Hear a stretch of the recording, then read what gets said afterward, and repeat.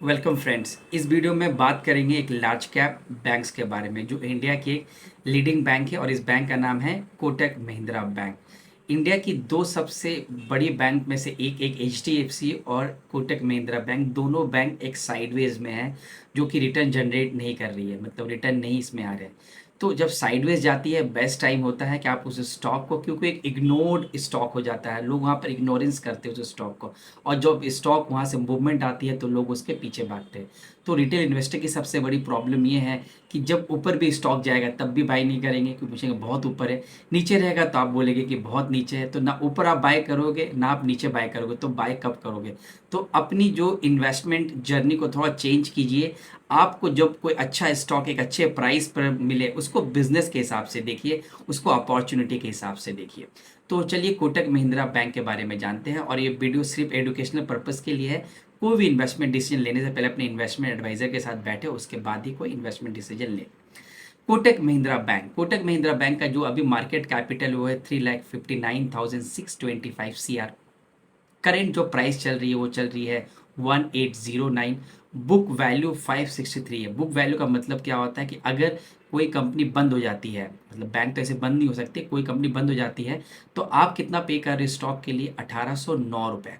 1809 रुपये के अगेंस्ट में आपकी जो बुक वैल्यू है, मतलब जो आज के डेट में बैलेंस शीट में उस शेयर्स की जो असेट्स है कंपनी के पास, अगर वो दिवालिया हुआ तो आपको कितना मिलेगा, 563। तो प्राइस टू बुक वैल्यू कितना है, 3.25। तो प्राइस टू बुक वैल्यू अपने ऑल टाइम लो पर ट्रेड कर रहा है। Same goes with HDFC bank.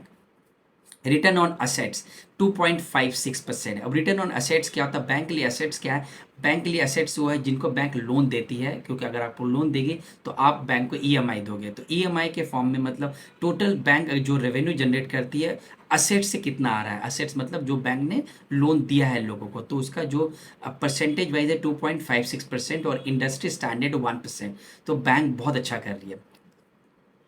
तो अब चलिए, और जो इसका कासा रेशियो है 58-59% है, जो कि बहुत बहुत बहुत इंपॉर्टेंट है।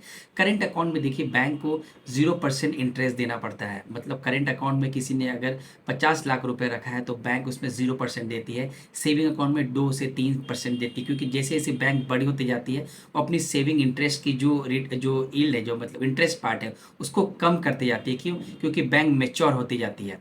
तो कोटक महिंद्रा बैंक ने भी पहले 7-8% से स्टार्ट किया, जैसे जैसे बैंक मेच्योर हुई उन्होंने अपना जो इंटरेस्ट पार्ट भी है वो कम कर दिया। तो बैंक के कुछ की पॉइंट्स पर नज़र डालेंगे। तो जो टोटल कैपिटल एडुकेसी रेशियो है वो है 23%। जो कैपिटल को एडुकेसी रेशियो, मतलब कैपिटल जी कितने पास, मतलब कितनी अच्छी कैपिटल एडुकेसी रेशियो होगी उतना अच्छा आपका एडवांस ग्रोथ होगा। एडवांस ग्रोथ क्या होता है, मतलब जिस हिसाब से आप अपना लोन बढ़ा सकते हो। तो एग्जाम्पल के रूप में समझते हैं, अगर एक ए है और बी है, ए के पास 10,000 रुपये है और बी के पास 50,000 रुपये है, तो बी मार्केट में अपना जो लोन बुक साइज को तेजी से बढ़ा सकता है, क्योंकि उसके पास कैपिटल कितने हैं, 50,000। ए के पास कैपिटल कितने हैं, 10,000। तो ए उतनी तेजी से अपने लोन बुक साइज को नहीं बढ़ा सकता, क्योंकि उसके पास कैपिटल कम है। तो कैपिटल एडुकेसी रेशियो है वो 23%। नेट इंटरेस्ट मार्जिन है 5%। ग्रॉस एनपीए है 2.3%। नेट एनपीए देखिए क्या बेहतरीन है, 0.06%, मतलब 100 रुपये लेंड करती है तो 0.06%, मतलब बैंक अपनी एसेट्स क्वालिटी को कितनी अच्छे से समझती है। कासा रेशियो में जैसे बताया 58% है, फिनोमिनल। ब्रांचेस देखेंगे तो 1700 ब्रांचेस है, 2700 इनके पास एटीएम्स है। 45% जो ब्रांचेस है वो मेट्रो सिटीज़ में है, और जो रेस्ट है वो 55% जो semi urban and rural areas में है।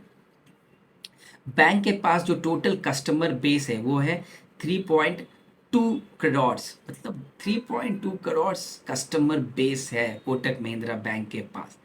अगर आप लोन के, अगर मैं लोन को डाइवर्सिफाइड करूँ in terms of revenue wise, तो देखेंगे आप होम लोन और लोन अगेंस्ट प्रॉपर्टी जो है वो 26% है।